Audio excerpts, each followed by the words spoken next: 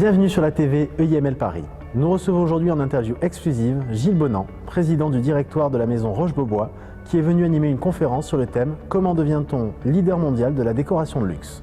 Gilles Bonan pour l'EIML Paris.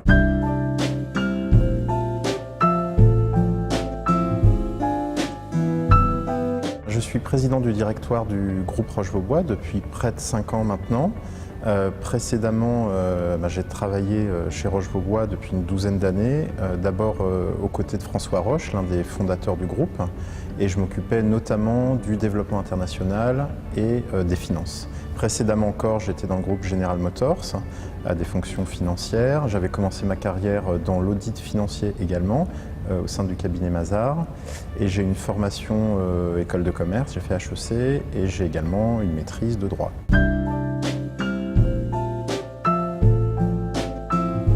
Disons que j'ai eu la chance d'évoluer aux côtés des fondateurs, donc les frères Roche, François et Philippe, donc qui m'ont transmis un certain nombre de choses sur les valeurs de l'entreprise qui a fait son succès.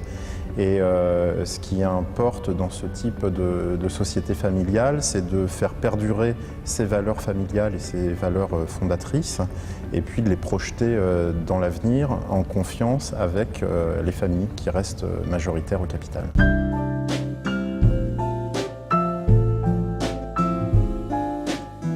Alors, Roche-Beaubois était un pionnier en tissant des liens entre le monde de la décoration et le monde de la mode. Effectivement, ça a commencé avec Kenzo et puis avec d'autres marques prestigieuses. En fait, on s'est aperçu qu'il y avait une vraie proximité entre ces deux disciplines qui, les deux, sont à l'affût des tendances, à l'affût des changements de société, et puis qui surfent également sur le sensitif, sur l'émotion, sur les matières, sur les harmonies de couleurs. Et donc, il fallait créer ce pont. Et donc pourquoi ces marques prestigieuses? Parce qu'elles exprimaient le luxe, la mode, et puis pour certaines d'entre elles, il y avait encore des valeurs supplémentaires. Je pense notamment à Jean-Paul Gaultier, qui incarne plus que quiconque la France et puis Paris. Et Roche-Beaubois se revendique comme une marque française et parisienne, et on avait un certain nombre de valeurs communes. Et puis j'étais très intéressé et séduit par la personnalité de Jean-Paul Gaultier et puis par son audace. Et effectivement, c'était bien d'apporter cette audace également à Roche-Beaubois.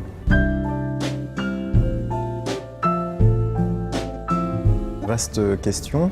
C'est toute une série de facteurs clés qui serait un petit peu long d'évoquer ici, mais disons que les piliers de la marque et ses valeurs fondatrices, ce sont la créativité, la qualité, toutes nos fabrications sont européennes, l'innovation, et l'innovation c'est de l'innovation technologique et esthétique. Donc toutes ces valeurs fondatrices contribuent grandement au succès de Roche-Beaubois en France et dans le monde.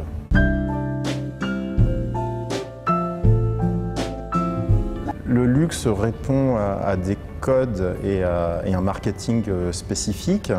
Donc moi je vois d'un très bon œil un enseignement qui soit ciblé sur le luxe, qui est un domaine porteur, surtout pour les grandes enseignes françaises.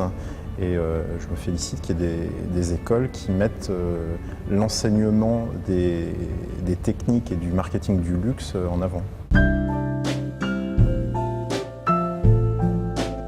Donner des conseils, très modestement et très humblement, je dirais ce qui est important, c'est avoir une vraie ouverture d'esprit, parce que le luxe suppose déjà une ouverture culturelle, une ouverture sur d'autres disciplines, sur d'autres arts. Il faut être à l'affût des changements sociétaux. Donc c'est garder une fraîcheur et une ouverture d'esprit qui, en tout cas en ce qui me concerne, m'ont pas mal aidé dans mon parcours.